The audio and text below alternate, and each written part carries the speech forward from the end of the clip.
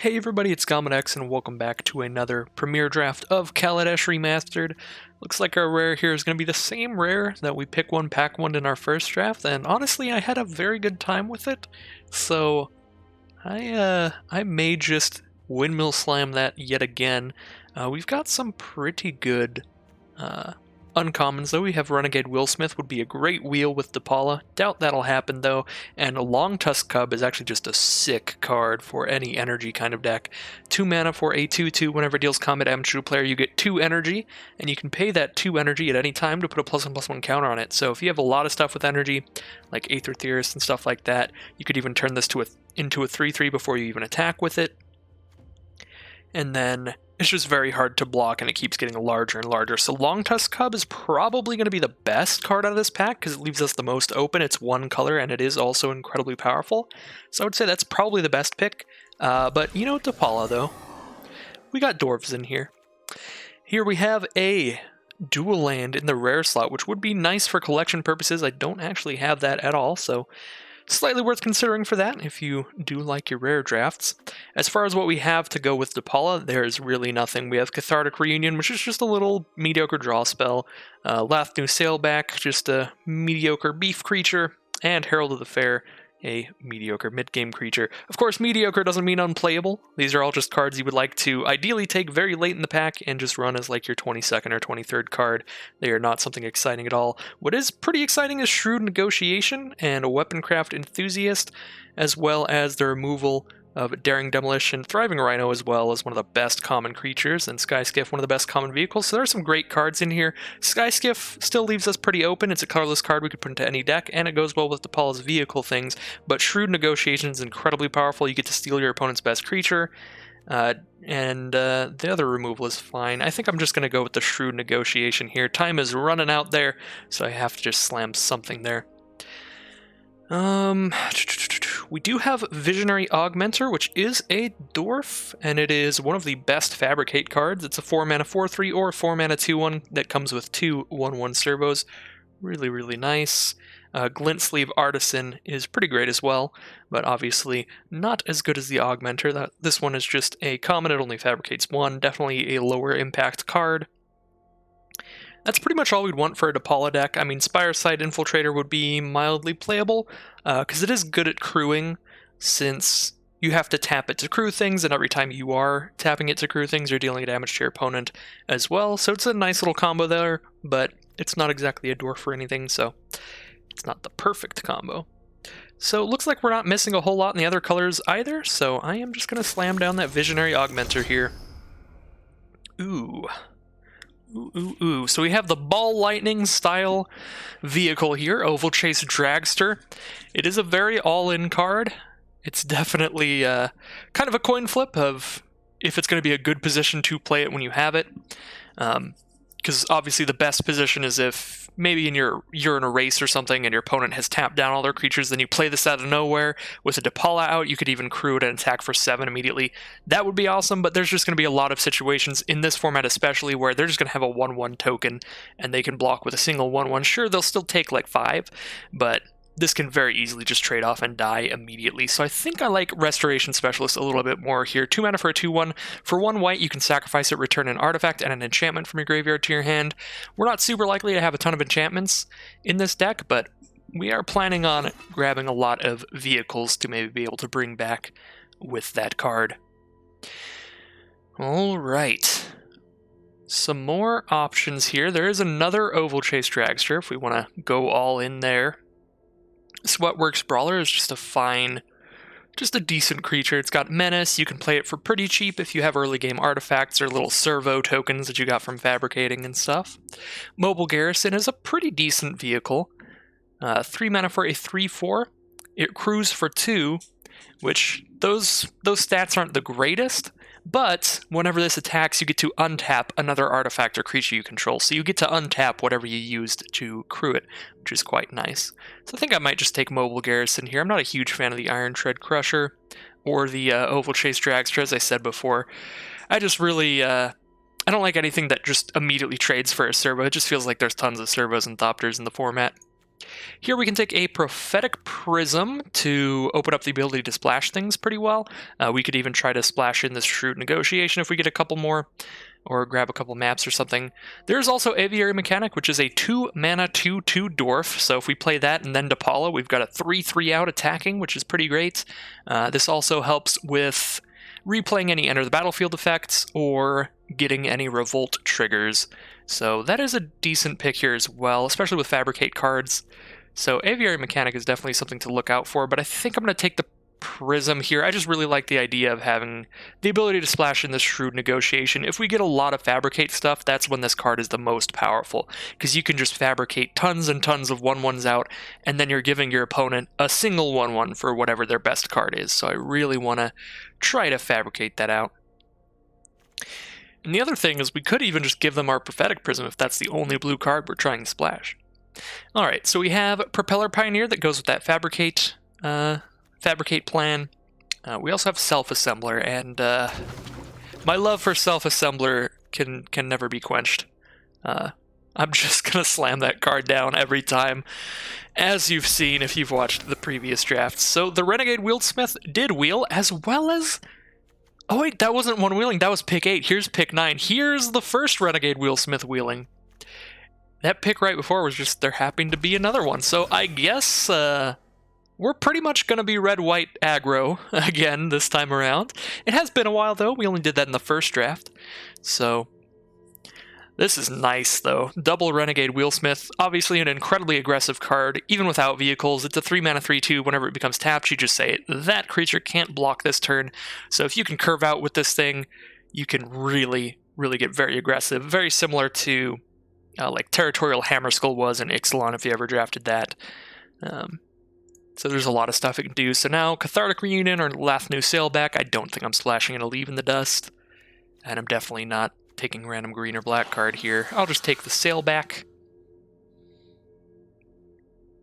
Ideally, our 5-drop slot is just going to be a stack of Self-Assemblers, but if not, maybe we'll run random Sailback.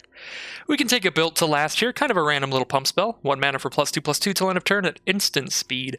And if you're using it on an artifact creature, such as a vehicle, you're giving that indestructible as well. So I guess that would combo pretty well if we start picking up some of those random Oval Chase Dragsters, if they keep coming around. Here I will actually take an Iron Tread Crusher, and there's a chance I play it in this deck. We obviously pretty heavily want vehicles in this strategy.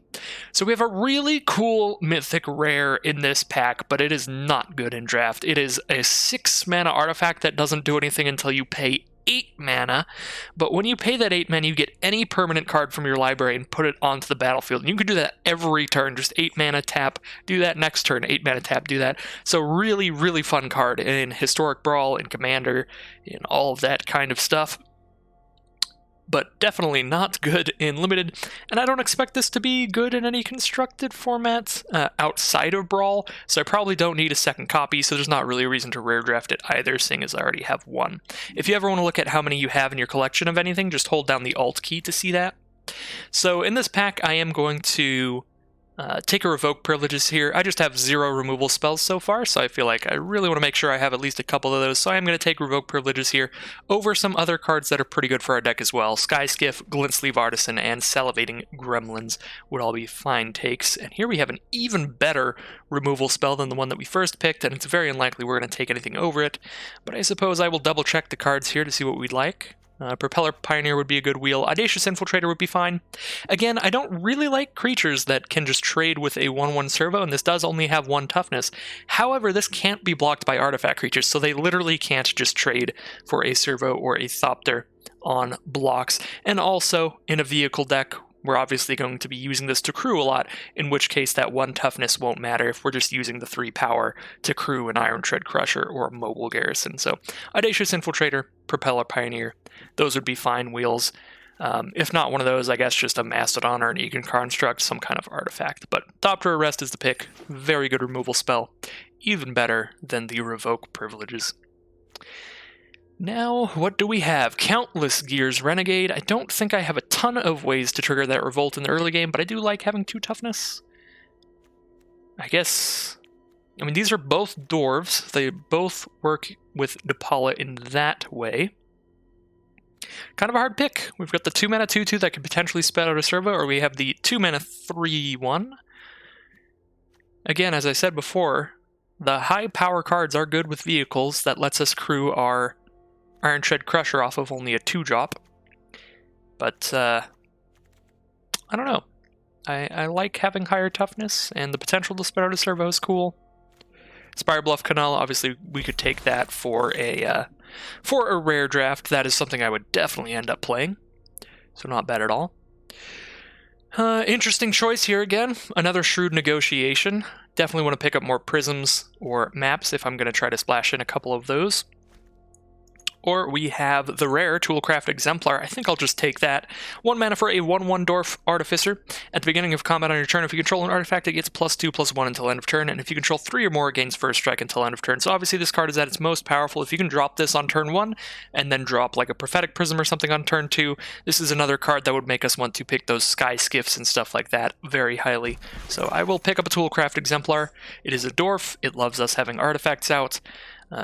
Just combos pretty well with our deck, and it's also a rare for collection purposes. And now I will take a Glint Sleeve Artisan. Other cards that we'd like out of this pack are Renegade Map and maybe like one of these red cards. These are both mediocre. They're fine little filler. Oops, I almost took a Trophy Mage. I almost missed my shot entirely. Alright. So Midnight Oil is a rare here. Herald of the Fair, Bastion Mastodon, or Siege Modification. I don't think I'm playing any of these cards, but Siege Modification can potentially be pretty fun. 3 mana for an enchantment. You enchant a creature or vehicle. If you enchant a vehicle, that vehicle is just always online. It is always crewed. So if I slap a Siege Modification onto an Iron Tread Crusher, all of a sudden now I just have a 9/6 first strike permanently. I don't even have to crew it, so could be a fun card. Not super likely that it'll see play in this deck, but we'll see. It's just a little too combo-y for my tastes for a draft kind of deck. So obviously it really wants you to have those cards out at the same time. This is an easy Gremlins. Gremlins is quite nice. 3 mana for a 2/3, so it's got that sturdy booty for a 3-drop, and it gets +2/+0 and trample whenever you play an artifact. So you can be attacking with it as a 4/3 trample whenever you're spitting out little servos, which is nice. And actually, if you fabricate like a Visionary Augmenter after you play the Gremlins, that's 2 artifacts coming out that turn, so then you're attacking for 6 trample damage, so that is quite cool. Very cool card. And I'm glad I took the Countless Gears Renegade over the Audacious Infiltrator, because obviously we are wheeling all of the Infiltrators in the world. Fragmentize is definitely not unplayable in this format. There are tons of artifacts and a few enchantments, mainly in white as removal spells. I think blue as well. White and blue have just enchantment-based removal in this set. So Fragmentize, certainly not unplayable. We can run it for now, but I'll probably want to cut that eventually. I'm feeling a little bad about my Self-Assembler here. Kind of sad to only have the one this late in the draft, but you never know. Certainly had multiple drafts where I've ended up with a stack all in the last pack. I don't really want to play any of these cards. I guess I'll take the Puzzle Knot, because I've tried using that a lot less often than most other stuff.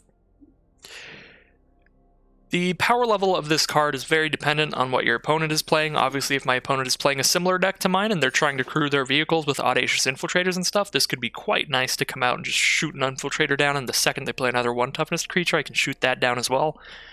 But if I'm playing against like green-blue energy, this is just never going to kill anything. I don't know.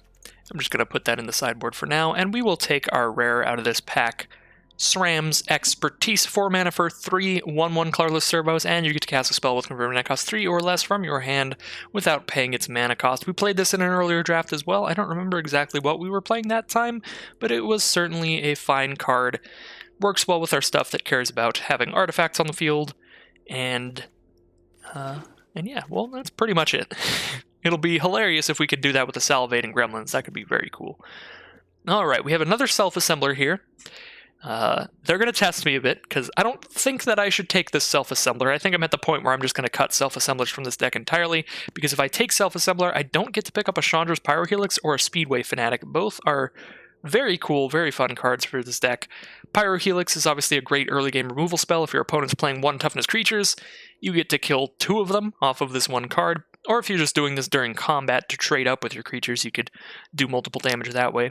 And then Speedway Fanatic, 2/1 with haste for 2, and whenever it crews a vehicle, that vehicle gains haste. So these are both really fun cards. I think I'm going to take the Speedway Fanatic, honestly. I just wish that the Speedway Fanatic was a dwarf, mainly. That is the only issue I'm having. So I'm going to double check how much removal I have here, because maybe I should start taking some of these Impeccable Timings. As we've seen in the other packs, Impeccable Timing is not a removal spell you have to take very highly. It's not the greatest. It's very situational. Something has to be attacking or blocking, and it has to be a low enough toughness that 3 damage is going to matter a lot. I suppose you can trade up, like if you're blocking a 6 toughness creature with a 3 power creature, you can throw 2 cards at it by throwing that creature and your Impeccable Timing at it, but card's not the greatest, but it's certainly playable if you really need the removal. So I do have 2 removal spells, but I think that's it right now, so maybe Impeccable Timing is something I should think about picking up. But I think I can still afford to wait a little bit in this pack. If any of the previous packs were anything to go by, those Impeccable Timings should be going just all around the table. And here's going to be a very easy Visionary Augmenter. Cards that we'd like to wheel are obviously the other Fabricate cards would be nice, and we do not have a lot of vehicles. Right now we just have the 3 for a vehicle-based deck, so we kind of do want this Iron Tread Crusher, but I don't see that having any problems wheeling. We have seen a ton of rare dual lands just flying around the draft, so if we were rare drafting here, we would be just getting a lot of value in terms of cards that we need. So now, as I said before, since I don't have a ton of removal, I am definitely looking for that, and Chandra's Revolution is going to be a pretty great one. 4 mana for 4 damage, and it slows down your opponent by tapping down one of their lands for a turn. So we'll take that there. And now I could take an Inspired Charge to try to finish off our opponent after we curve out with our 2 and 3 drops, and obviously it'll be really good if we can do it after like a Visionary Augmenter. If we've got a bunch of little servos out, going wide and smacking our opponent for a ton of damage is definitely a win condition. And we're just taking it over Fragmentize that I'm already probably going to cut, and like a Spireside Infiltrator. So we'll take an Inspired Charge there. Don't even know if I'll end up playing it, but that'll be the pick for now. Now we can take another Inspired Charge, or we can take a Cloud Blazer. I think I'm getting to that point. I kind of want to just stick to red-white, maybe cut the Prism, cut the Shrewd Negotiation. If I were still trying to splash on blue, Cloud Blazer would be great, and Cloud Blazer is a big reason to do that, but because I only have the 1 Prism, I think if I had any more of them, if I even had 2, I might want to take that and commit to splashing in blue, but it just feels a little risky to me. And it looks like I have kind of a lot of 2-mana creatures, so I think I'm fine to take another Chandra's Revolution over the Audacious Infiltrator out of this pack. And when we build this deck, we can really convert it into a very aggressive curve.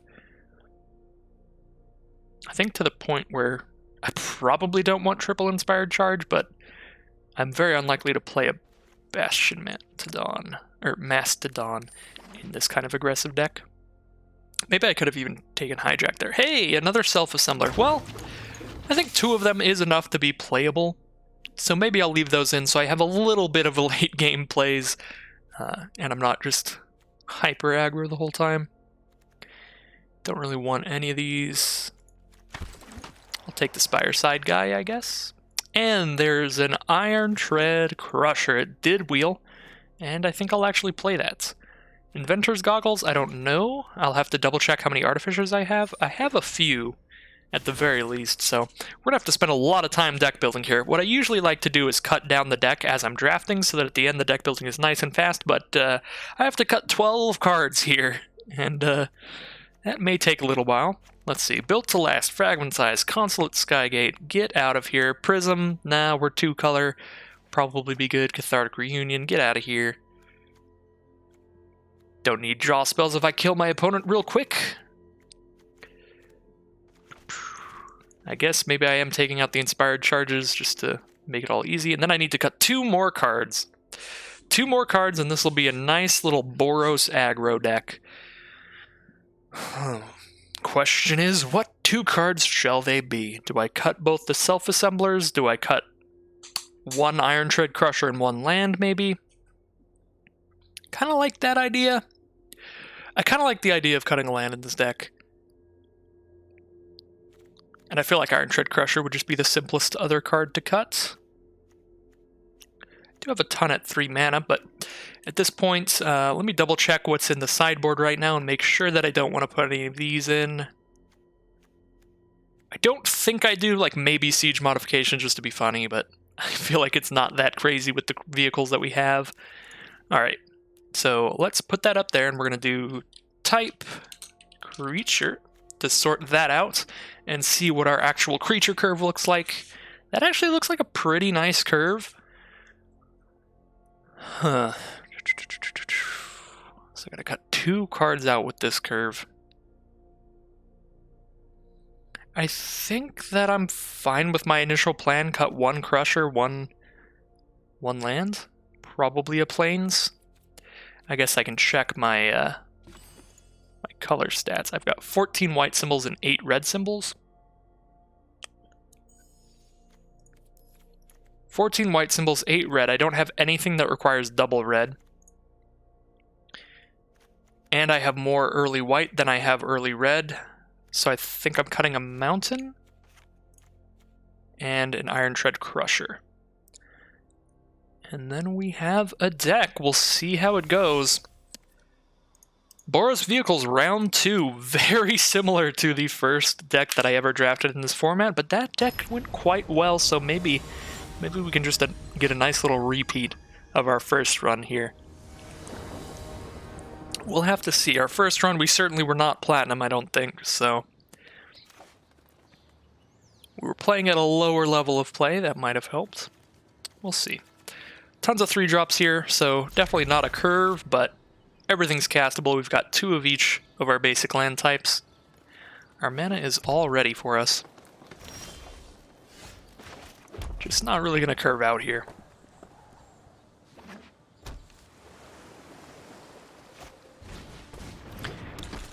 Ovaya Pashiri Sage Lifecrafter. That is definitely an issue.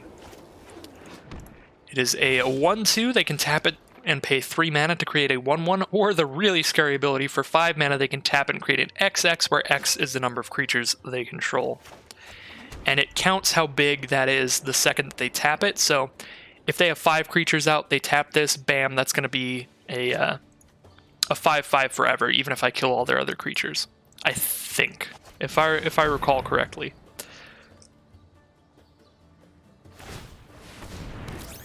Alright, they drop a little servo there. I am playing Salivating Gremlins first because I just drew a SRAM's Expertise, so I could have an absolutely bonkers hilarious turn here if they don't have an instant speed removal spell. Let's see.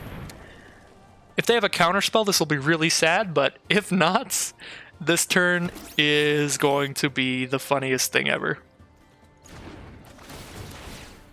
Oh my god. Oh my god. Is it happening? Are we going to attack for 10 on turn 4?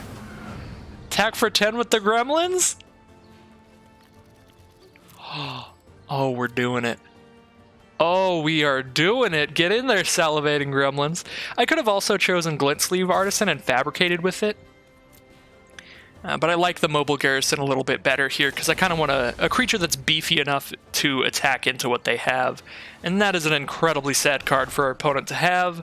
Return a tapped creature to its owner's hand and scry 1. So there goes our attacking for 10 on turn 4 plan. That was really cool, even if it didn't work immediately. And unfortunately, because I chose to do that, our opponent does get another card off of Ovaya Pashiri. And if they want, they can just spend 5, use her 5 mana ability this turn. So that was super unfortunate. Was probably for the best to just try to use Chandra's Revolution and kill Pashiri there, so that they couldn't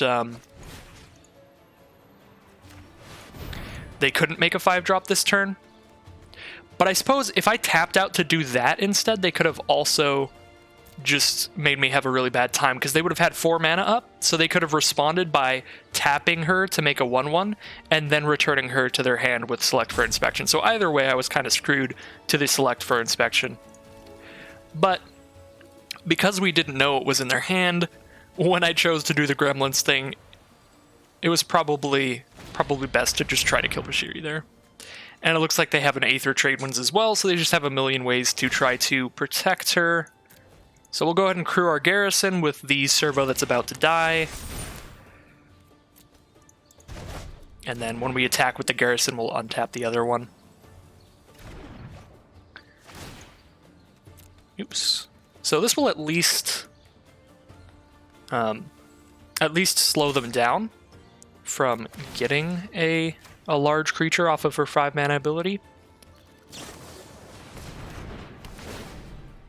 And there's an Aether Meltdown to shut off the mobile garrison. -4 power means that it is never going to be attacking well. It's important that we remember that it's not actually dead, though, because there may be a situation in the future where our opponent's attacking us with a 3/3, and we want to crew this just to block with a 0/4, rather than chump blocking with servos. Alright, Visionary Augmenter. I don't have enough mana to play 2 spells this turn, which definitely sucks.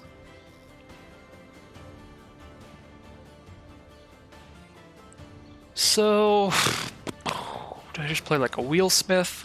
I don't even know what's really best here. I feel like this Pachiri is just a huge problem, and I don't really know how I could find a way to get around it. I guess Wheelsmith at least lets us shut off the gigantic blocker that she makes once, because other than that, I don't really have a way to punch through. And that's all I can do with this hand, is just try to race. So I guess Wheelsmith is probably the play here. In hindsight, I probably should have been attacking with the servos as well, maybe, just to try to get them to trade and get them off the board. I doubt that would have happened, so at least we'd be sneaking in a couple damage.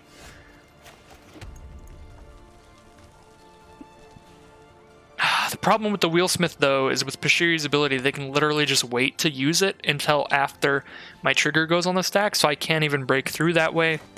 I'm kind of just at a stalemate where I need to draw a good removal spell, like, immediately. Like, I need a Thopter Arrest, basically, like, next turn, or I'm gonna have a very bad time. I think I'm just gonna make the Artisan a 3/3. And yeah, I can't attack into this because they can just make a token, and it'll be a 4/4, I believe. Oh, it'll be a 3/3. Okay. So yeah, it counts when you activate the ability. So if you have 3 when you activate the ability, it's just permanently a 3/3 forever. But it's not like a star where it gets bigger or smaller throughout the game. So I was right on that front, but then I didn't realize that it would not count itself. So either way, almost definitely not best to attack there, because if I attack, I'm just trading for that token, and then she's going to make another 3/3 this turn. Which just trades with another one here. Yeah, this is very bad. I think I'm just going to lose to this one card. Technically not to the one card, to that with multiple ways to protect it. But it's going to be a bad time either way. So I suppose I can make gremlins large enough to... I mean, it's just going to trade with their 3/3 either way. She is tapped, though, which is great.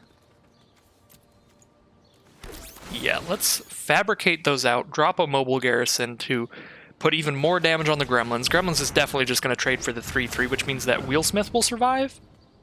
I could actually just attack with everybody here. Shut off the 4/4. I just have to get aggressive and try to kill as many of their creatures as possible. Every chump block they make is going to make their next creature smaller and smaller. They do have a Harnessed Lightning here. That is not the end of the world.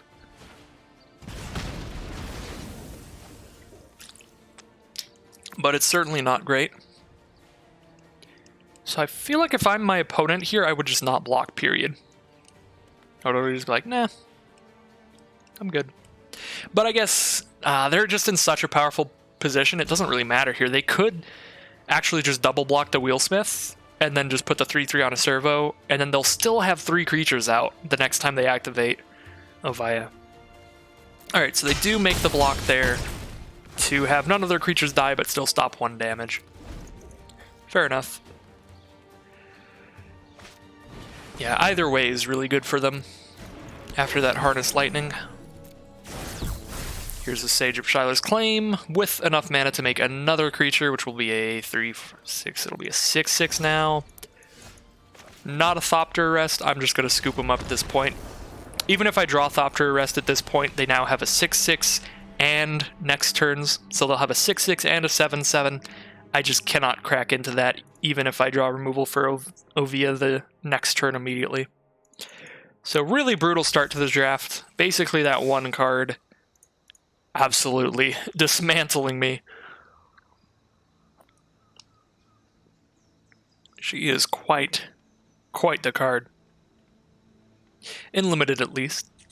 I was considering making a Brawl deck with her, but I feel like her abilities might be a little too expensive for a constructed format like Brawl. Because the main power of her is she basically always gives you something to do with your mana, and it's something really good to do with your mana. Like, 3 mana for a 1/1 obviously is not that great, but it feeds into that 5 mana ability, and being able to do that 5 mana ability every turn, no matter what you draw, even if you're just top decking basic lands, is just fantastic and limited. Whereas in Brawl, it's like, if every card in your deck is pretty great, and you can easily build your deck to have draw engines and stuff like that, it just seems like a little less easy to be consistently dumping mana into. But I definitely considered it. She is a fun card.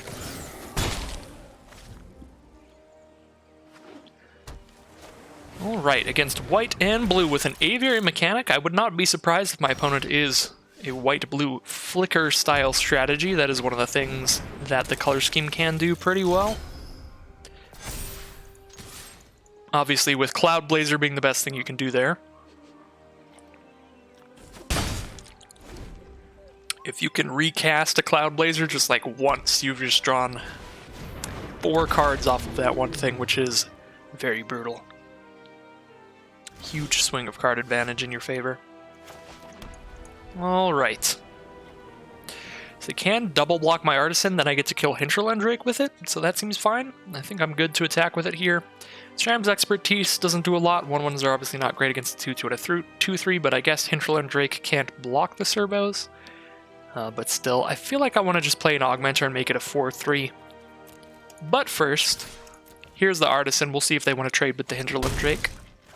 They do not, which puts them down to 13. Let's make a 4/3. And try to swing in with both of those this turn. The only problem with the 4/3 is they can make the same double block that they could have made that turn and kill the 4/3 instead of my 3/3. But it's still definitely more impressive than a 2/1 and a couple 1/1s. Self-Assembler's a fantastic draw. That is exactly the kind of card I need to push through and try to get the final couple damage in here.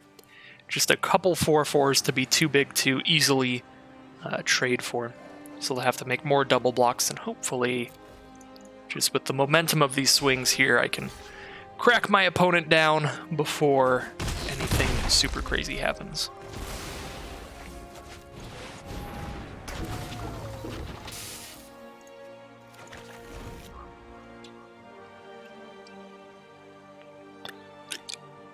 So the Hinterland Drake luckily cannot block the Self-Assembler, so if they want to kill that, they'll have to double block with 2 other things. Aether Theorist is not going to be large enough, but they have 3 mana up. So they could be holding up an Aether Trade Winds or something.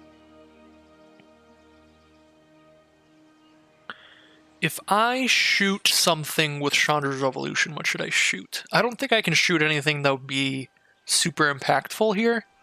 Because if I shoot either of the 3 toughness creatures, they still have 1 left over to block the Speedway Fanatic. I can't shoot anything to make any double blocks that bad. I guess I could shoot Hinterland Drake, so theoretically they couldn't double block Self-Assembler, but they already can't because it's an artifact creature. So I think I'm just spending all my mana on another Self-Assembler here, and we're just sending in like this.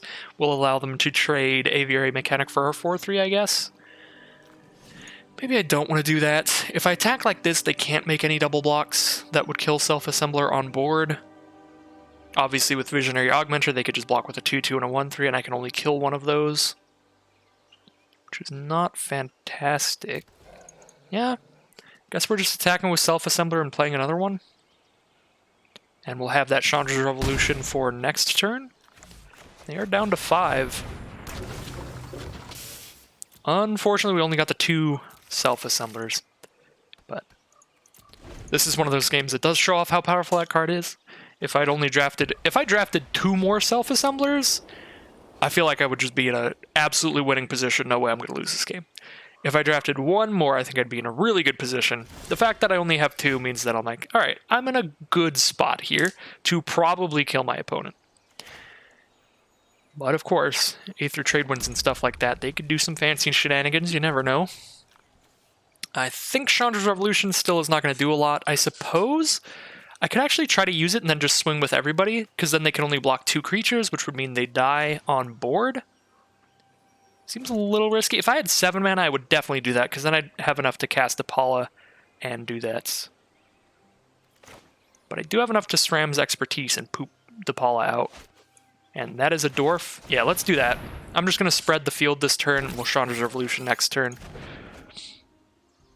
I feel like Expertise into Apala is a pretty good play, even if it doesn't make them potentially dead on board, like Revolution would. Because, I don't know, I just feel like in blue-white, the possibilities of Aether Trade Winds or leaving the dust or anything like that is quite high.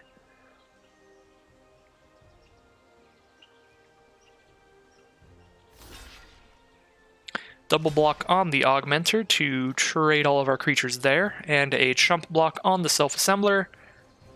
Means I'll be getting in for 4 here. Possibly. Scrying off of the Aether Theorist. We'll see if they have any instants. Weird. Probably, I suppose I've just been playing a little bit too careful and always assuming my opponent has something. Because it looks like they did not have anything instant speed that whole time, so I could have just killed them last turn. But I still do generally like playing a little safe, especially against those blue-white decks. Maybe I'm just an overly timid or anxious player, but I think it worked out fine there. Alright, 1 win and 1 loss heading into round 3 against Bile. Disgusting. Alright, and we have a good curve, not a fantastic curve. We've got a 2-drop into a 3-drop, and then we're just going to play another 3-drop, I guess. But we have Renegade Wheelsmith on turn 3. Get one of those aggressive Ixalan-looking starts. Be quite good, and now we have our 4th land. We're only 1 mana off from Self-Assembler in terms of mana in hand. And Self-Assembler would be a great way to stop the curve, and now we actually have a full curve. We have a 4-drop coming up next turn, and it's a large creature that combos really well with Wheelsmith, because we get to crew it with the Wheelsmith alone, which means we get to say that creature can't block this turn, and we get to be like, bam, attack with a 6/6. Ooh, and they choose to turn the Weaponsmith Enthusiast into a single 2/3, which means crewing Iron Tread Crusher will be able to shut off their only blocker if they don't play another one this turn. I feel like they definitely will, though.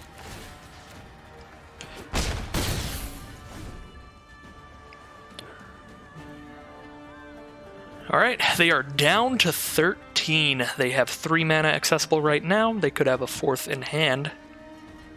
Feel like I'm off to a great start, especially if they don't... Oh, they did not have another land, which means they are stuck on mana here. We're going to cast a Apala that'll buff our 2/2 and our 3/2 into a 3/3 and a 4/3, and I get to crew my Iron Tread Crusher with that, leaving it to be potentially lethal right now. Let's see if they have an instant speed removal spell. We are going to pay 1, see if we can draw a card here. That would be cool. We did draw a card off the Apala. Just an absurd start here, and our opponent is now dead on board with a Sky Whaler shot to kill the Iron Tread Crusher, though, leaving them alive at 6 life. So we're still obviously in a fantastic position. We've got a better board. They are at only 6 life, and got plenty of cards in hand to keep playing here. They now have 2 blockers. I get to shut off 1, hit them for 6, unless they have a 1 black mana card to kill multiple creatures. We just win right now. And there's the scoop. Didn't even need the Speedway Fanatic, but just to be safe, I don't Don't want to just randomly lose to a Fatal Push, which is a 1 mana instant there that could have saved them. I suppose they would, if they had Fatal Push there, they could have still survived at like 1 life, but it would have been a very bad position either way. So 2 wins and 1 loss now. Heading into our 4th round. I guess in the meantime here while I'm waiting for the next game, talk about Commander Legends came out recently. I really wish that set were on Arena because it's super cool and super fun. I got a box of that and it's pretty sick. Got a box to play sealed with my roommates. It was pretty fun. So sorry, my mind was just drifting. It tends to do that quite a bit. Just thinking about what is in the future of Magic right now. What's the new hotness? Right now it's Commander Legends. And then next up for Arena, though, it's going to be Call Time. I am very hyped for that. This is one of those problems that I have as somebody that just plays Limited and plays Limited a lot. What I love about Limited is that each set is like its own self-contained game. It's like its own separate experience with different lore and flavor and mechanics and all that stuff, which is really cool.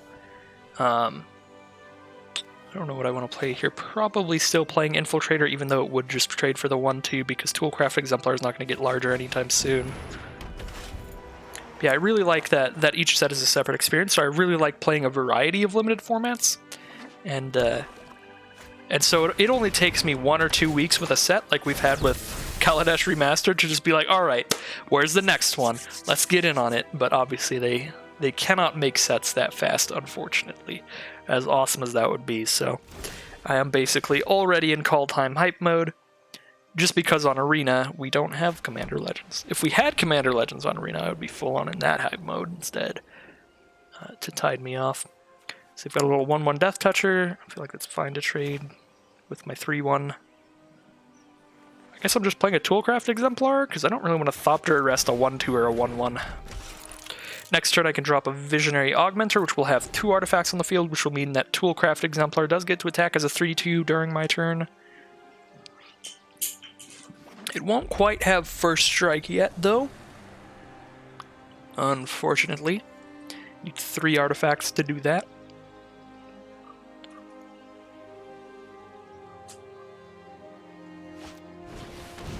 Our opponent has Yahenni, Undying Partisan. Terrifying card. Absolutely terrifying card. We're going to take the first opportunity that we can to trade with that. They can also sacrifice another creature to give it indestructible. So never mind, I forgot about that part. We are not going to try to trade with that, because then we'll be trading with their 1/2 or something. We are just going to Thopter Arrest that, because you cannot survive in exile with indestructibility, but you can survive damage with indestructibility. So here's the Thopter Arrest. I just do not want any of your nonsense, Yahenni. Just get out of here, please. Waiting for our opponent here. They don't have any mana up, so we are just waiting on their Yahenni triggers.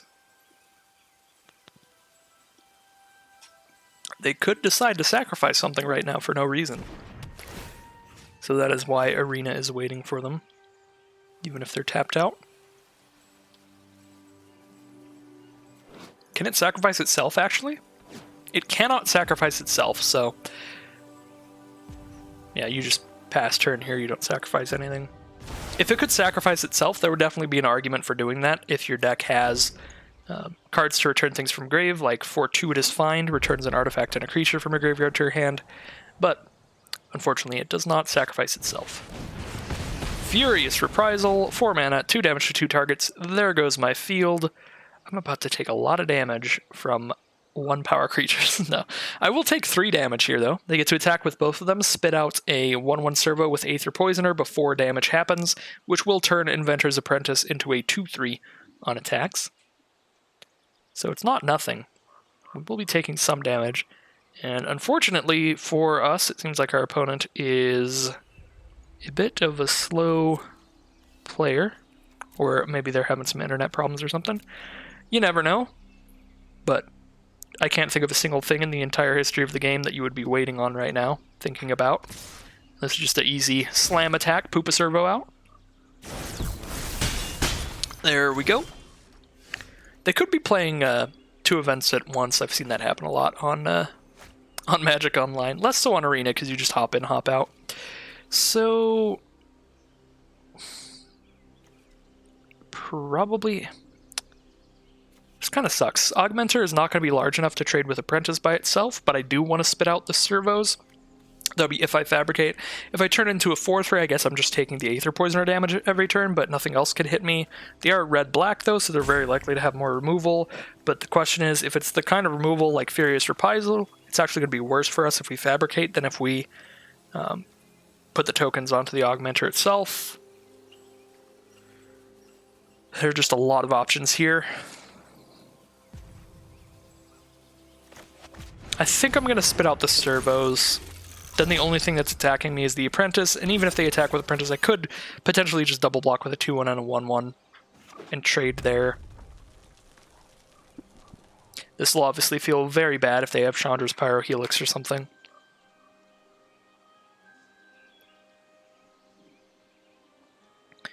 That would be an instant speed spell to do 2 damage divided however they choose.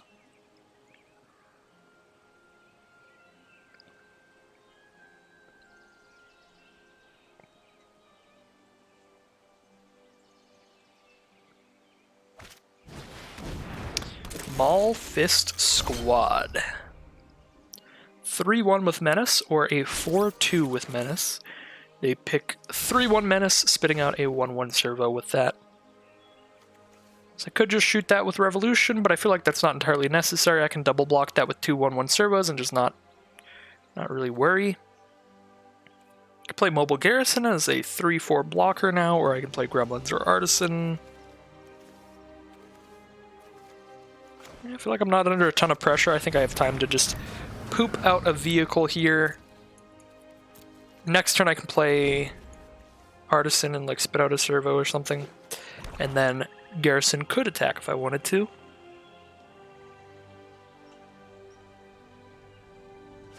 Kind of a weird game. Ouch. I was going to say kind of a weird game because neither myself or my opponent has anything that scary or impressive out, but I got cut off in the middle of that sentence by my opponent dropping down a 7/5.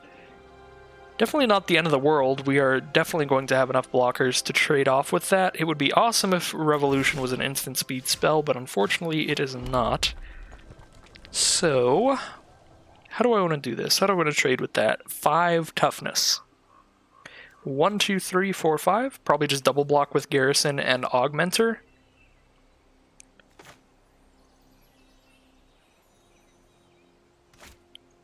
Yeah, that seems best, because that has 7 power, so even if I block with like a 3 toughness creature like Gremlins and a 4 toughness creature like Garrison, they're going to kill both of those. I can only play 1 spell this turn. I think I want to make more servos, just to be nice and safe. And this way I can make a servo and I can crew with my Glint Sleeve Artisan, leaving up a double block with Garrison and Augmenter.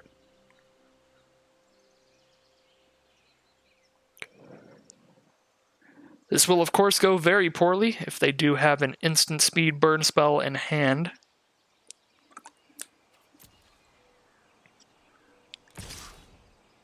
Barricade Breaker does have to attack, so this doesn't necessarily mean they have something.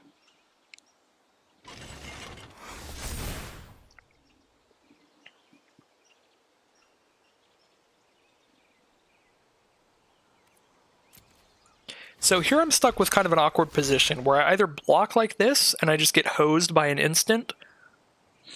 If they have Welding Sparks or Chandra's Pyrohelix or anything like that, I get hosed here. But if I block with everything, I'm just letting them kill more creatures.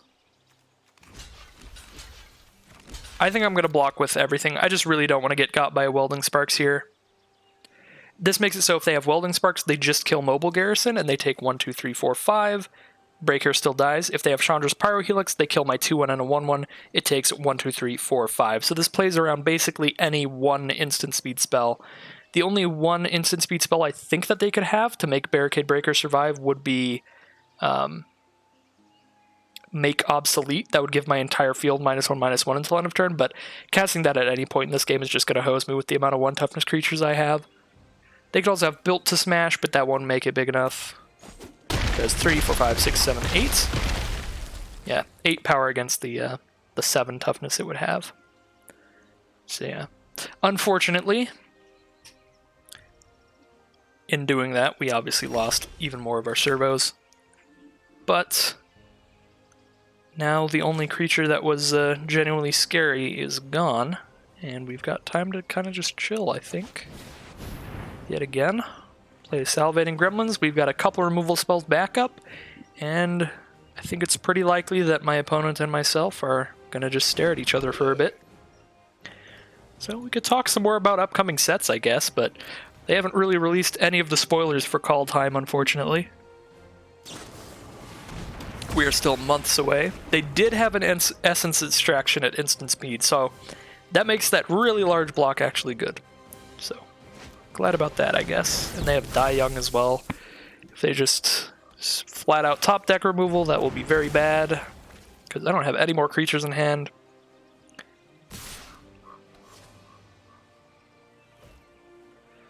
Oh, I can trade a servo for a servo here, but that's not the greatest. I'm taking 3, 4, 5, 6, 7. I think I save that to potentially block something larger later. Not a great draw. Have enough mana for one of these removal spells. Revoke Privileges could kill basically anything, so I am going to Chandra's Revolution first, kill that Menace card. And now we're passing. We're taking 4 damage a turn because they don't want to trade their 1/1 Death Toucher with our 1/1 servo.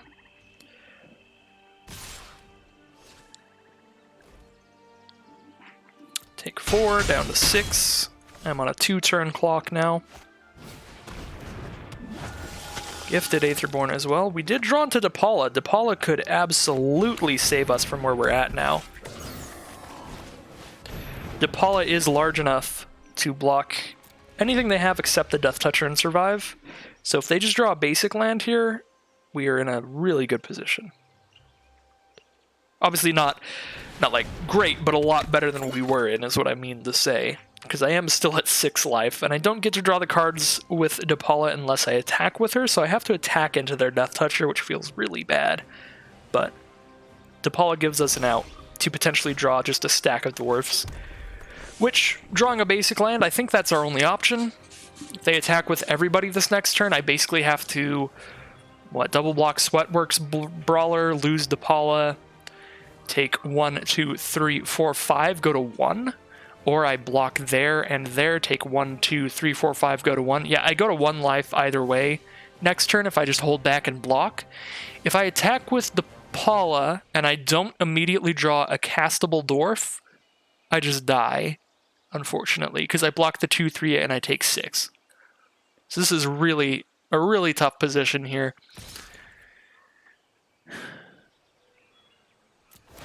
I think I have to just go for it, though. Spend 5. I have a lot of 2-drop dwarves. I guess I could spend 4. 4 might be the safest, because I have 3 drops as well, like the Fabricator. I think 4 is the safest. Oh, there's no way I was going to win this game. Multiple lands and a Chandra's Revolution. So if I hadn't done that, I would just block as I said I was going to block. Take 5, go to 1, and draw a basic land. So, unfortunate. Not the best. Not the best Depala draws there. So 2 wins and 2 losses. I definitely really hope to win this next game. I'm always trying to be at least average. I want to be the mediocre player. 3-3. Let's go. If I do win this next game, though, I'd be happy to lose the one after that. Not like super happy, but I'd be okay with it. If I lose this game, though, there will be an air of sadness around. Alright. Let's see what we can do with Depala here. Ooh, that is not a keepable hand. Oh no! Oh no, Arena! Don't do this to me. So I do have castable spells with this hand. I can cast a Garrison, but I can't crew it with anything because I can't play any of my red creatures. So I think I have to mold a 5. And I'm on the play. Oh no. This might not be happening. We might not get there. I don't like this very much. Because it's a 5-card hand, but this is about as good a 5-card hand as I could have drawn. Oh, I gotta put 2 cards back. Oh, that sucks. I guess I do that. I try to Chandra's Revolution any of their blockers to attempt to draw cards off of Depala and get back into the game in that way. Try to recoup our losses by drawing off Depala. Oh, that is such a sad start to this match here. Ooh, our opponent has beautiful lands. I enjoy that. And we got a very good draw. Nice little 2-mana 2/1 haste. I do really like their lands. There are multiple old school looking lands on Arena now, which are quite nice. So they are on a blue-green energy with Woodweaver's Puzzle Knot to start off. Gain 3 life, get 3 energy. They're going to get 3 more life and 3 more energy in the future. Great draw there. We hit our basic land to be able to cast Chandra's Revolution next turn if we need to clear out a blocker. If we don't have to clear out a blocker this turn, that will be fantastic, because then I just get to dump 4 mana into Depala and try to draw cards. Which was the whole game plan. They may have a removal spell here, though. I don't know what they could have in blue-green, though, because most of the green removal requires having a creature out, and the blue removal is like 4 mana or more. So no removal means, even though I have SRAM's expertise, well, if I had another planes, I would still not cast it here, because I just want to draw cards while I still can, like before they play a 4-4 or a 5-5, like they could definitely do in a green deck.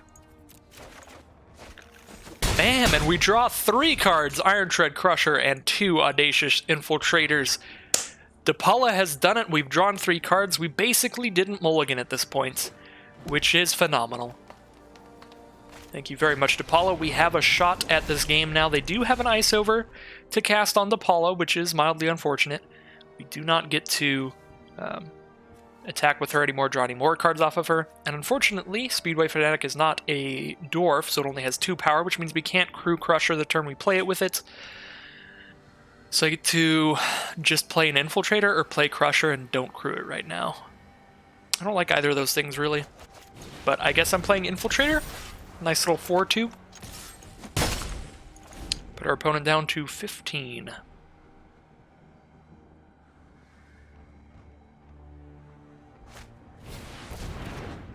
Obviously, any land here would be awesome. Then we get to cast Self-Assembler, but the best land we could get is a Plains to cast Ram's Expertise as well.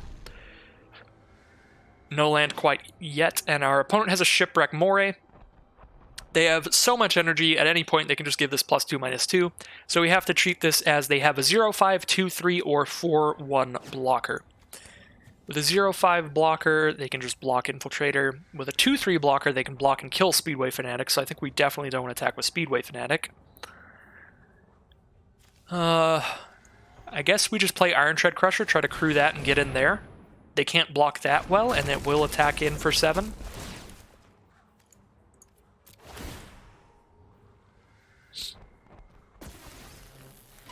So I'm pretty sure they're just going to take 7 here. Their only other option is to chump block, because Shipwreck Moray is only a 4/1 at the absolute largest. If they pump any more into it, it just dies. So bam, down to 8 life for our opponent. 10 energy, though. They could do all kinds of things. They do malfunction the Iron Tread Crusher. No more crushing will happen this game. Oh, they're coming in? Oh, no, they're not. They're not. That would have been pretty exciting. I'd have been like, oh dear.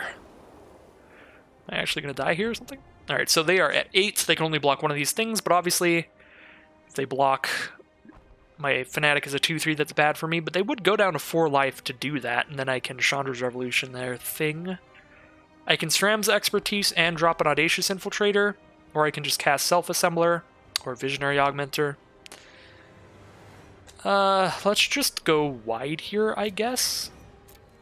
I'm going to attack with both these creatures. I think I'm okay with sacrificing Speedway Fanatic to put them to 4. Okay, and they do not want to make that trade anyway. They're just going to go down to 6. Alright, so we will Sram's Expertise, just go wide.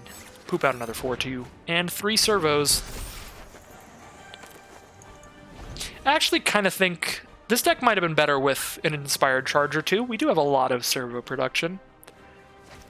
But I don't know, that's just how it feels right now in this game. Wow, Bristling Hydra with 13 energy out is going to be impossible to kill. Oh no. Is my opponent actually just coming back here? This is very bad. They have enough energy to turn Long Tusk Cub into a 8-8? Jesus. Well, I have Thopter Arrest, so at least I can kill Long Tusk Cub. So I kill Long Tusk Cub, they block both of my 4-2s with Bristling Hydra and Shipwreck Moray. They take 1, 2, 3, 4, 5, go to 1. That is probably the best that I've got. Thopter Arrest is my only card that I can guaranteed kill Long Tusk Cub with. And nothing I have can kill Bristling Hydra because they have enough energy to just give that hexproof a million times over. So we're just doing that, attacking with everybody. They have to block the 4-power creatures or die. So we put them to 1, lose one of our attackers, but then they only have 2 blockers against 5 attackers next turn. Or if they do it this way, they only have 1 blocker against 4 attackers, and any attacker is lethal.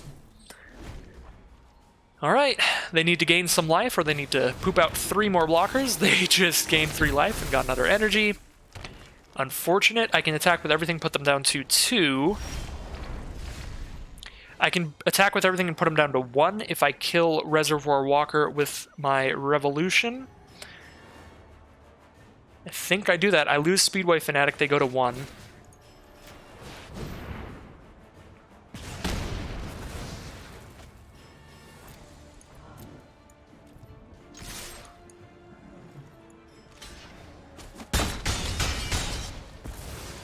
Would have loved enough mana to poop out another little 2-2 here, especially with Revolt as well. This would come with a servo token as well, but hopefully this is enough.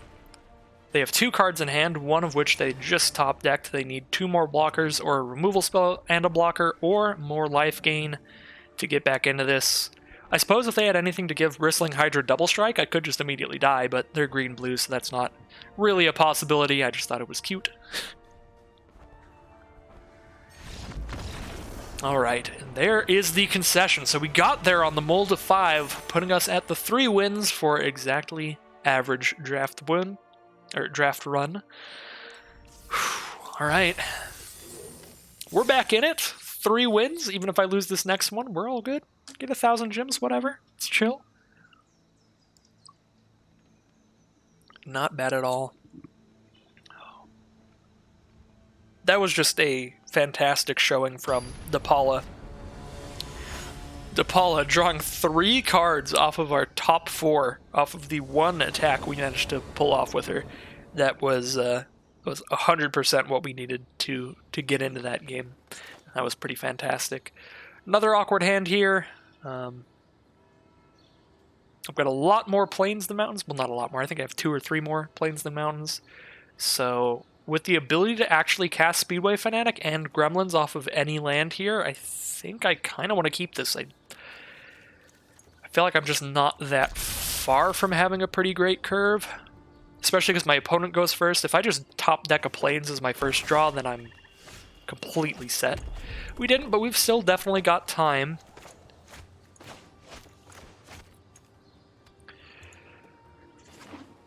I'm in fine position. It's not the worst. Oh, Gear Shift Ace is pretty great against this hand. The Speedway Fanatic does basically nothing now. Because that 2-1 First Striker just eats him up. Eats her up, I think. I don't know. Yep. Gear Shift Ace is coming in. There's no way I'm blocking.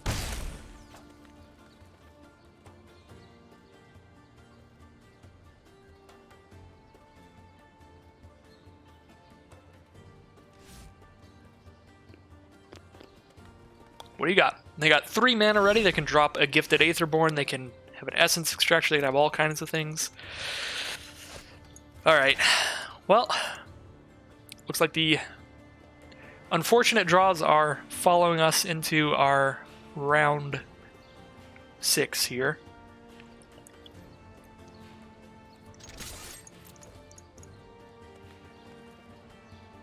No reason not to attack. Speedway Fanatic cannot block Gear Shift Haste, and White Black is not going to have some random haster I need to block. They do have Essence Extraction, so I called that. Makes me feel a little proud while I get destroyed.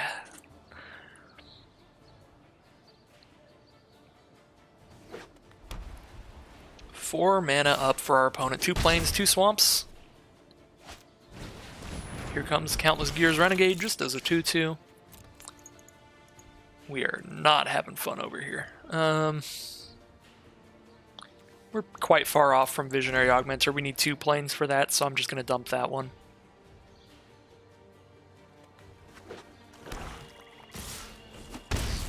Taking 4 again, down to 12. See if they play any more creatures. No more creatures means we've got some time to stabilize, and we did draw plains.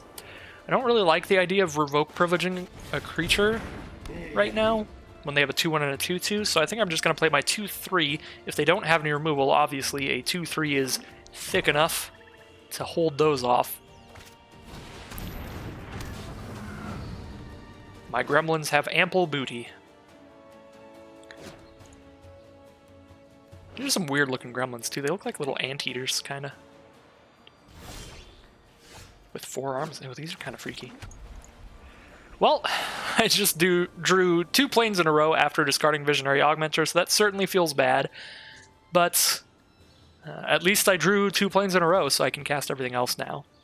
So there's that. I'm going to drop Toolcraft Exemplar and the Mobile Garrison. I can crew my garrison off of just my gremlins, obviously.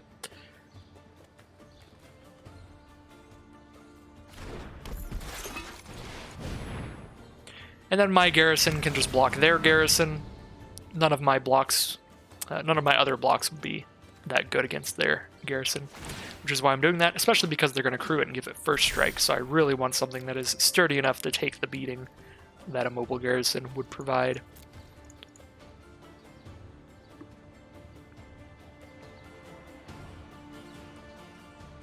They have a removal spell on Salivating Gremlins here that will be very unfortunate. They do. They have a Skywhaler shot. Literally would only kill it because of the fact that an artifact came under the control, or under my control this turn, which is sad. I'm pretty dead then. I've got a 1/1 blocker. They're going to be able to attack with a 3/4 and a 2/1 first strike, or a 3/4 and a 2/2. Either way would be the same amount of damage.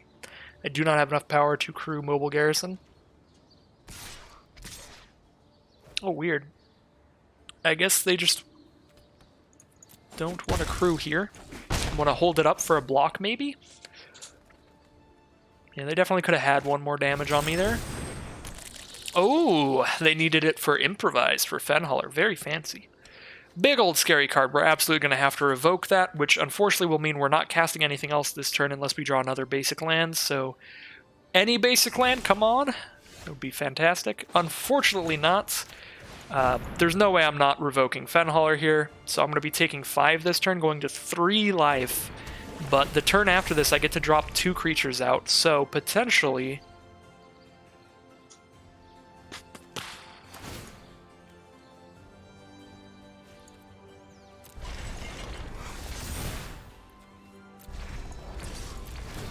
I can potentially come back here. It's not super likely. And I just realized attacking with Mobile Garrison is free here because it untaps my Exemplar, and I can't crew it on blocks anyway. I think if they do crew the Mobile Garrison, I'm at the point where I want to chump block it and just take 2, go to 6. It'll make me discard a card, that's fine. What is in my grave? No artifacts in grave means I'll just discard Restoration Specialist and play 2 Infiltrators instead. Of course, if they fragmentize my revoke privileges here, I can't get it back with Specialist anymore, which is very sad, but I don't think that will happen. just attacking with the 2/2, holding the garrison back again. Perhaps another improvised spell or something? If that is the case, I'll just take 2.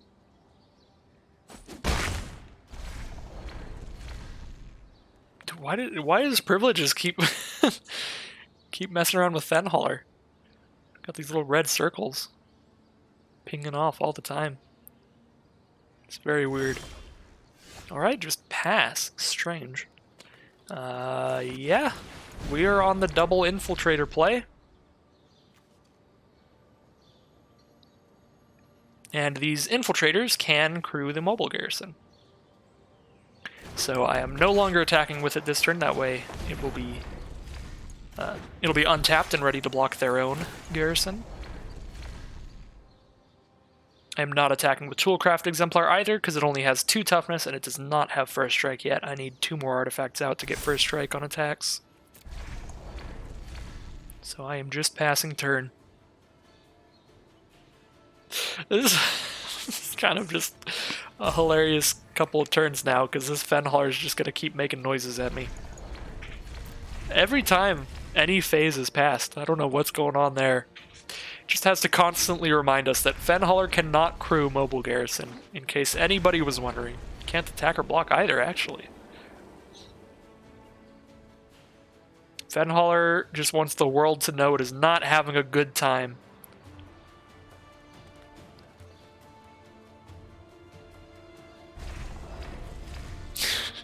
Sorry. I can't stop paying attention to that now. Every time it does it, it is hilarious to me. Okay.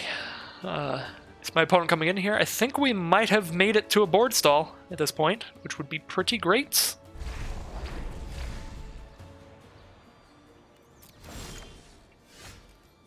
Alright, we might have done it. Just gonna keep playing more creatures, gonna play a Wheelsmith, definitely not attacking in yet. We're gonna save this Revolution still, but maybe next turn would be the point at which we'd want to cast that on Gearshift Ace, so they can't crew their garrison with First Strike, at least. I suppose these Infiltrators can't be blocked by the garrison, so there would be another reason to kill the Gearshift Ace. Gearshift Ace can block an Infiltrator without dying, but Countless Gears Renegade would just trade for it, and Gears Renegade's their only other creature that could block Audacious Infiltrators.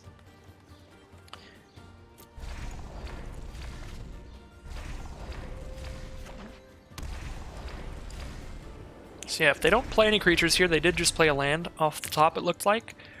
I think it might be time to shoot Gearshift Ace. Oh, never mind, it is definitely time for Depala. Depala is fantastic in a top deck war. She can consistently draw us more and more cards, and every creature we have on the field right now is either a vehicle or a dwarf, which is great. So now I can attack with Wheelsmith and 2 Infiltrate. I feel like I'm not attacking. I'm still down at 6. I think I just passed the turn, but next turn is definitely time for a very nice attack. For now, I'm just going to crew my garrison at the end of their turn and tap Depala for 2, try to draw some more dwarves or vehicles off the top.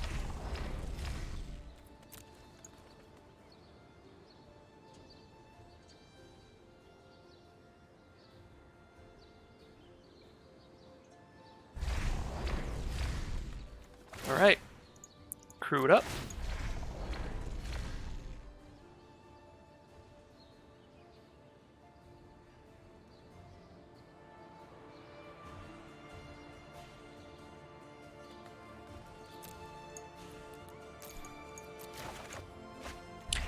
We got 2 for 2 off of Depala. Really putting in work.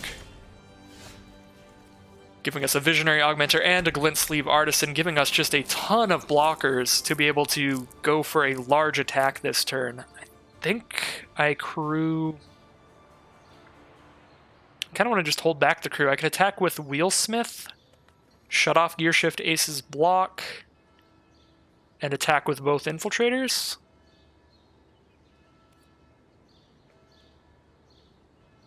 And then just drop a Visionary Augmenter or something.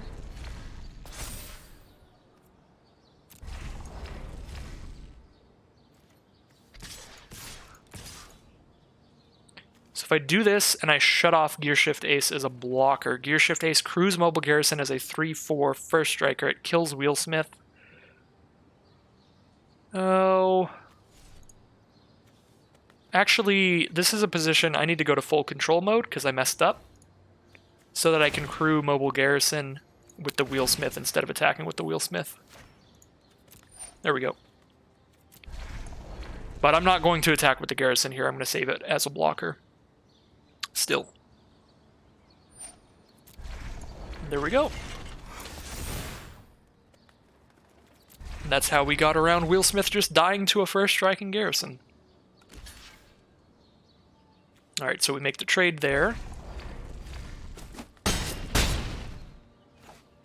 Which, in that case, they don't have any creatures out except Gear Shift Ace and Garrison, so if I kill Gear Shift Ace, if they don't draw another creature, they don't get to crew it as a blocker next turn, so I'm actually just going to do that now.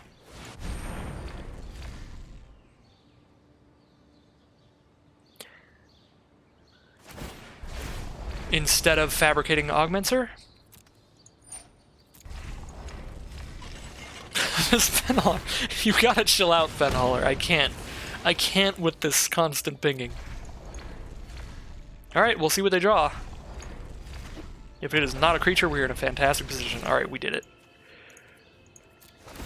So, lads, we did it. Alright, 2 lands on the top. Pretty fantastic to just shove those on the bottom. They are at 16, 1, 2, 3, 4, 5, 6, 7, 8, 9, 10, 11, 12, 13. This is super lethal. This is super lethal, but I'm going to hold up 4 mana for Visionary Augmenter anyway, so that I can have tons of blockers if it somehow does not go lethal. Actually, it's exact lethal, not super lethal. There is a difference. Minor one. Let's untap the Debala, I guess. Alright. I totally forgot that I had to crew one of my creatures to turn my Garrison into a 4/5 attacker, so when I said it was super lethal, it's because I thought it was 20 damage. It was definitely not. It's very important to keep those things in mind when you're calculating combat damage with vehicles. Your vehicle is not an additional attacker, you are turning one of your attackers into that vehicle, basically. So, 1,400 gems and 3 packs guaranteed. Off to a, I would say, a great start, but we're 2 losses in, so this could be the end as well. Either way, great run with this deck now. Only 1 win away from being at a net profit, even if I don't care about having cards in my collection. If you care about acquiring the cards for your collection, really 4 wins in a Premier Draft is where you're at the great value, because you spend, I believe, 1,500 gems to get in. And now we're getting 1,400 gems back out. We're getting every card that we drafted, and we're getting 3 more packs. So, if you care about having the cards in your collection, we've basically already hit value. But if you care strictly about the gem amount that you paid in for draft, 5 wins is where it's at. That is where we get back all of our gems that we paid in and just keep all those cards for free, basically. So, Speedway Fanatic. Not really going to offer the trade with the Death Toucher here, I think. Yeah, I actually will. I will. I don't have any creatures to like give haste to. Any vehicles to give haste to, so this is just a 2/1 really. Just a little Velociraptor from Ixalan. I forgot its name. I wish I remembered all of the card names like with an encyclopedic knowledge, but I don't. There was a 2 mana 2/1 haste with no abilities in Ixalan. That was just a little Dido. And that is what I'm referring to. Alright, so kind of want to drop a 2/3 here to hold off their 2/1, but Renegade Wheelsmith is fun. I think I'm playing Gremlins here. Because the other thing is playing Gremlins allows me to curve into the SRAM's Expertise play again. Next turn I could try to attack with an 8-power Salivating Gremlins. That could be fun. Of course they do have the Death Toucher up, but if they block with that they still take 7. Aww, Consulate Skygate will stop a lot of damage. So, I suppose I'm kind of off it. I'll just go Toolcraft Exemplar and Renegade Wheelsmith. That way, at least when I'm attacking with Gremlins, I am shutting off the Death Touch blocker that turn.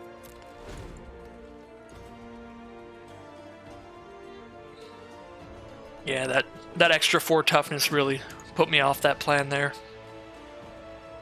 It's a lot sadder when my opponent just blocks with an 0-4 and a 1-1 death touch, and then I do like 2 or 3. Not liking draws. I definitely don't need more than 5 lands in this deck. At least with that Implement of Malice, I can make that look a little embarrassing. Have him discard just a land from my hand. Alright, so I guess this is the turn. And Toolcraft Exemplar is going to be a 3-2 First Striker as well, thanks to the SRAM's expertise. So this will actually be a decent combat here. They can't block the Exemplar well. If I attack with everybody, yeah, Fanatic just trades for something. That's actually fine at this point. Shut off the Death Toucher. Get real aggro on this swing. They take 11. Go to 7 life. Or are they going to chump block 3 damage with Restoration Specialist? I doubt it. Ooh, they're going to trade with the Wheelsmith there and block that way. That is the best block they have. This puts them down to 10. And now they just have the Skygate and the Aether Poisoner out. Okay.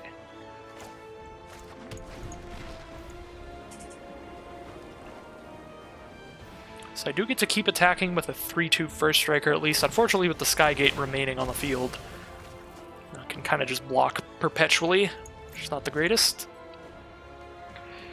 At least with the Implement of Malice, joke's on them, I didn't have cards in hand in the first place. However, it does trigger Vengeful Rebel, which is fantastic. Vengeful Rebel is an incredibly good card. 3 mana for a 3-2, and it just kills something when it comes into play. Gives it -3/-3 if you're revolted, which obviously Implement of Malice allowed them to revolt by having that leave the battlefield. So, Visionary Augmenter, not really looking for servos here, but even as a 4-3 it's not great. Right now, Augmenter is kind of just bad.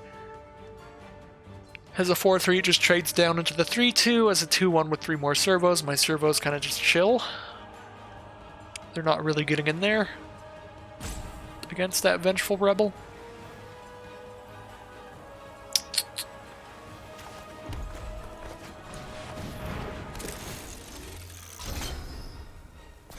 I'm gonna throw the counters on it.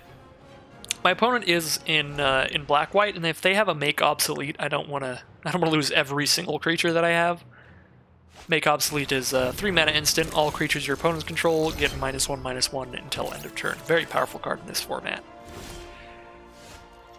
Obviously, just in certain matchups, but still. Iron Tread Crusher is actually a pretty great draw. The 6/6 is kind of scary on this board. Unfortunately, they do still have the Death Toucher, so I don't think I'm going to be attacking with it anytime soon. Might just chill and block with it for a bit. Defiant Salvager's pretty terrifying right now.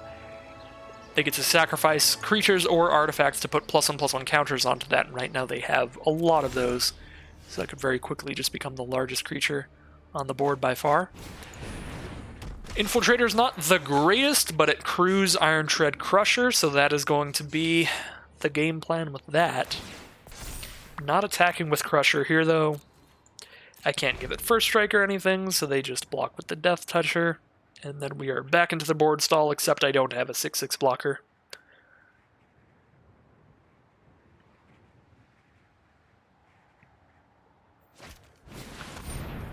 So I suppose... Oh no. Oh no. Marionette Master is going to set me up for a very bad time. Whenever one of their artifacts is put into the graveyard from the battlefield, I take 4 now. They have 1, 2, 3. They can do 12 damage to me and shove counters onto Defiant Salvagers, so very powerful card. Yeah, that Marionette Master is absolutely terrifying. They have 8 more damage to throw on me. I'll go down to 7 if they sack their Servo and their Skygate, so I need to keep that in mind when I'm making blocks. Wheelsmith is not a bad draw. Wheelsmith can crew the Crusher and shut off the Death Toucher. However, now that they have Marionette Master out, they've got actually quite good blocks for it. They could block it with like Marionette Master into 3/3. And then I kill the Master. Then I lose and they have all that stuff. They could also just block with their 3/3 and their 3/2, or 3/2, 2/2, and a 1/1. Yeah, they still have good blocks for Crusher, even if I'm shutting off the Death Toucher, unfortunately. Feel like this might be it. Marionette Master might just destroy us. It's a really good ability. Really sick combo too with the Defiant Salvager. Definitely like the like my opponent's deck. It's quite powerful. They've got good synergies there. Salvager with Marionette Master, obviously, and Salvager with Revolt cards like Vengeful Rebel. Restoration Specialist with the Salvager and the Revolt kind of cards. Very good deck. And they even got the Concealed Courtyard dual land. We did not get the red-white dual. That's where we really lost here.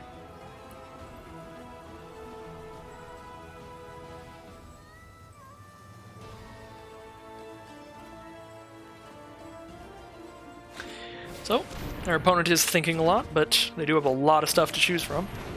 Oh, Prophetic Prison coming out. I'm at 15. They can do 12 to me off of their artifacts now. Yep.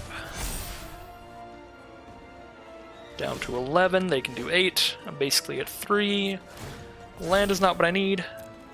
I think this is another game where I've just been praying for Depala, basically, as my only out. Depala's just a sick card. Depala put in basically all the work for almost every game that we won today, I believe. Oh, they just played like 2 more artifacts. I'm very dead on board. I'll let them do it because it's pretty sick. It's pretty cool. Not gonna scoop them up here. Oh, that was a really cool way to die. I'm happy to die to that. Marionette Master is a really fun, really cool card. I totally kind of forgot it existed.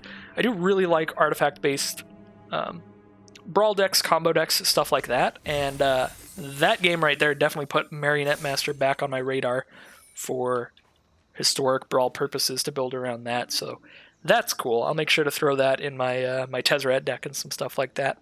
But anyways, that is going to end the draft. 1,400 gems and 3 packs. Let's open these up, see what we get. Let's get some goodies. Got a level up on the Mastery. Not the Mastery Pass. I don't buy that. I feel like the Mastery Pass is not worth it at all unless you care about cosmetics specifically, and I don't care about cosmetics. So I meant the free part of the Battle Pass, whatever it's called. So, let's see what we get in our Kaladesh packs. Scrap Heap Scrounger. Another shout out to the first Kaladesh Premier Draft that I ran on this channel, where we played against like 5 Scrap Heap Scroungers in our like 9 games. That was pretty hilarious as well. Pretty good card. I expect that to definitely see historic play. I don't pay a lot of attention to the constructed metagame, so I don't know if it has been seeing play, but I feel like it probably is. Very good card. Spire of Industry, great for those artifact decks, so happy to get that. And our final rare is Dovenbane. I don't know how you pronounce B-A-A-N, unfortunately, but cool Planeswalker. 4 mana for a 3 loyalty Planeswalker, +1 until your next turn. One creature gets -3/-0, and its activated abilities can't be activated. -1, gain 2 life and draw a card, and -7. You get an emblem with your opponents can't untap more than 2 permanents during their untap steps, so you just slow your opponent's untap step down a lot. Actually, I had this card in paper for the longest time, and I always thought, I don't know how this happened, but I always thought it was 3 mana. I thought it was 1, a white, and a blue the whole time. I thought it was 1, a white, and a blue for a 3 loyalty Planeswalker that did all this. And then when I cast it one time in like a commander game, my opponent pointed it out, I was like, what? What? No! 3 mana, 3 loyalty, it's perfectly symmetrical, it's all that, and then nope, it actually is a 4 mana Planeswalker. So that, I don't know why, that was just one of those weird little Mandela effect things that kind of weirded me out. It always felt like a 3 mana Planeswalker to me. But anyways, as always, we are at the end of the draft, end of the video here. I would like to thank you all for watching. If you want to see more drafts, stick around right here on the channel. I'll have more drafts and probably at least one more Historic Brawl video out before that ends. Hopefully, fingers crossed. I don't have a ton of free time right now. I did switch back to overnights, and I vastly underestimated how tired I would be most of the time after doing that. So, we'll see. But I'll certainly be back very soon with more Magic Arena content. Thank you very much for watching.